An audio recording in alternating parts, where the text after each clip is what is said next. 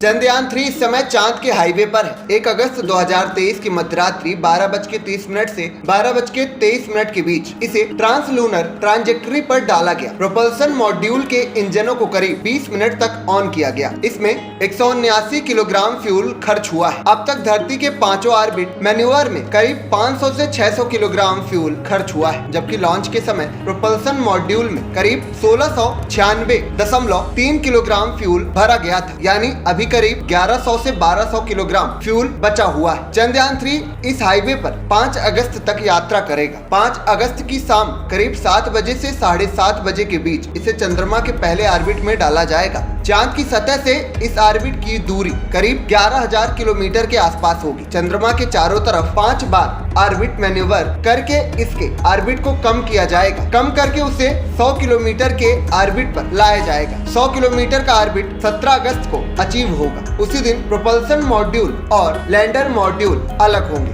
18 और 20 अगस्त को lander module की डीऑर्बिटिंग होगी, यानी चंद्रयान-3 का लैंडर मॉड्यूल धीमे धीमे चंद्रमा के 100 × 30 किलोमीटर के ऑर्बिट में जाएगा। इसके बाद 23 अगस्त की शाम करीब 5:45 बजे लैंडिंग होगी। इसरो सूत्रों ने बताया कि चंद्रयान-3 इस समय 35,520 किलोमीटर प्रति घंटा की रफ्तार से चांद की ओर जा रहा है। इसरो के वैज्ञानिक अब हर दिन इसकी गति थोड़ी थोड़ी धीमी करेंगे, क्योंकि जिस समय यह चांद के नजदीक पहुंचेगा, यानी उसकी सतह से करीब 11,000 किलोमीटर दूर, वहां पर पृथ्वी का गुरुत्वाकर्षण 0 होगा। चांद का भी करीब 0 होगा। इसे L1 पॉइंट कहते हैं। चंद्रमा की ग्रेविटी पृथ्वी की ग्रेविटी से 6 गुना कम है, इसलिए चंद्रयान-3 की गति भी कम करनी पड़ेगी, नहीं तो यह चंद्रमा के ऑर्बिट को पकड़ नहीं पाएगा। घबराने की जरूरत नहीं है। अगर ऐसा होता है तो चंद्रयान 3.6 लाख किलोमीटर से वापस धरती की 5वीं ऑर्बिट के पेरिजी यानी 236 किलोमीटर में 230 घंटे में आ जाएगा, यानी करीब 10 दिन बाद। 5 अगस्त से लेकर 23 अगस्त तक चंद्रयान-3 की गति को लगातार कम किया जाएगा। चंद्रमा की ग्रेविटी के हिसाब से फिलहाल चंद्रयान-3 की गति बहुत ज्यादा है। इसे कम करके